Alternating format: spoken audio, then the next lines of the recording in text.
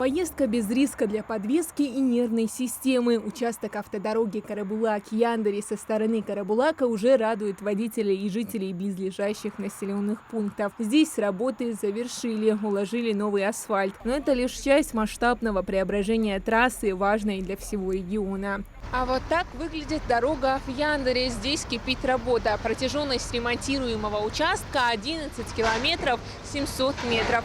Пока уложен только прочный дорожный пирог, основание, которое гарантирует долговечность будущего покрытия. Но и это уже значительный прогресс. Уже совсем скоро нанесут асфальтобетонное покрытие. После завершения основных этапов ремонтных работ автодорогу оборудуют всем необходимым для безопасного и комфортного передвижения. Это дорожные указатели, светосигнальные устройства, дорожная разметка и остановочные пункты для общественного транспорта. Сравнивать с тем, что было, невозможно. Дорога была разбита полностью. Она пришла в негодность.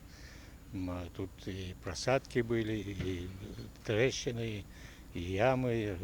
Все здесь было. Так как этот объект переходящий, мы в этом году до 32-го пикета, до моста в середине села доводим его сейчас до конца этого года. В 26 году будет продолжение 3,2 километра. Отремонтированная дорога свяжет два населенных пункта республики. Это значительно улучшит условия передвижения для многих тысяч водителей. За этот комфорт жители очень благодарны.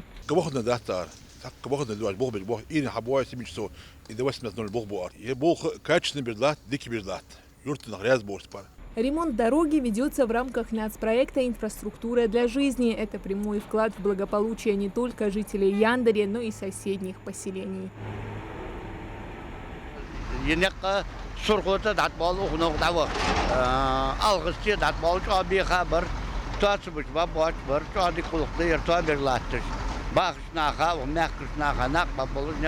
Работы по приведению в порядок дорожной сети ведутся планомерно, улучшая транспортный каркас всей Ингушетии. В этом году обновили 5 дорог общей протяженностью более 37 километров. Реконструировали магистраль Горегорск-Сунжа. Помимо названной, в 2025 году планируется благоустроить еще 11 региональных дорог общей протяженностью 42 километра. Хадиджа Ивлоева, Султан Магушков, Магаз 24.